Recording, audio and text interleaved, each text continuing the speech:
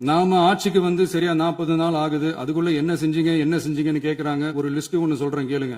பெண்கள் பாதுகாப்புக்காக சிங்கப்பெண் சிறப்பு படை, 200 யூனிட் வரை கட்டணமில்லா மின்சாரம், போதைப் பொருள் ஒழிப்புக்காக தனிப்படை, குறுவை நெல் சாகுபடியை ஊக்குவிப்பதற்காக 134.83 கோடி சிறப்பு தொகுப்பு திட்டம், வழிபாட்டு தலம், ஸ்கூல், பஸ் ஸ்டாண்டுன்னு அதுக்கு பக்கத்துல இருக்கிற 717 மதுபான கடைகள் மூடப்பட்டன.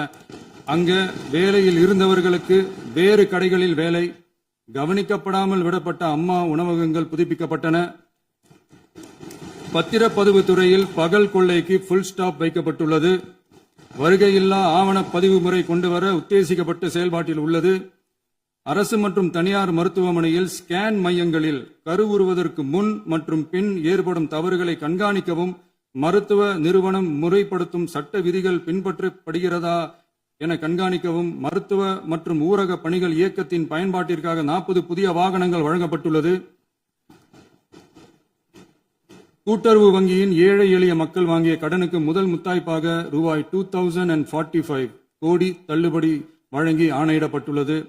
ஒன்றிய அரசிடம் கேட்டுக்கொண்டதற்கிணங்க கடந்த 2 வருடமாக நிறுத்தி வைக்கப்பட்ட இருந்த ஜல் ஜீவன் மிஷன் திட்டம் புதுப்பிக்கப்பட்டு ஜல் ஜீவன் மிஷன் திட்டம் 2.0 நடைமுறைக்கு கொண்டு வரப்பட்டுள்ளது.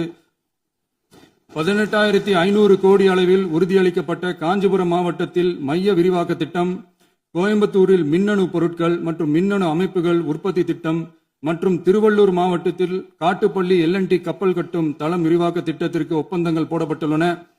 அனைத்து நிர்வாக நடவடிக்கைகளும் மின்னணு முறையில் மாற்றம் கொண்டுவர நடவடிக்கை எடுக்கப்பட்டு வருகிறது. சட்டவிரோத கல்குவாரி மற்றும் அனுமதியின்றி கனிமங்களை எடுத்துச் செல்வது தடுக்கப்பட்டுள்ளது. பல்வேறு குவாரிகள் சீல் வைக்கப்பட்டுள்ளன. கனிமங்களை கண்காணிப்பது, எல்லைகளை நிர்ணயிப்பது மற்றும் ஆளில்லா விமானம் மூலம் அளவீடு செய்வது போன்றவற்றை செயல்படுத்துவதற்கான பணிகள் மேற்கொள்ளப்பட்டு வருகின்றன. அனைத்து துறைகளிலும் அலுவலர் தலையீடு இல்லாமல் லஞ்ச லாவண்யமற்ற தமிழகத்தை உருவாக்க அனைத்து நடவடிக்கைகளும் முடுக்கிவிடப்பட்டுள்ளது. இதெல்லாம் சாம்பிள் தான், இன்னும் இருக்கு. இந்த வெறும் 40 நாளுக்குள்ளேயே இவ்வளவு செஞ்சிருக்கோம்னா இனி வர்ற நாட்கள்ல கொஞ்சம் கொஞ்சமா படிப்படியா ஸ்டெடியா உழைச்சி லஞ்ச லாவண்யம் இல்லாத, ஊழல் இல்லாத, பெண்களுக்கு பாதுகாப்பான, சுதந்திரமான, டிரான்ஸ்பரண்டான தமிழ்நாட்டை நம்ம சொந்தங்களான தமிழக மக்களுக்கு தர்றதுதான் நம்மளோட ஒன் அண்ட் ஒன்லி டார்கெட்.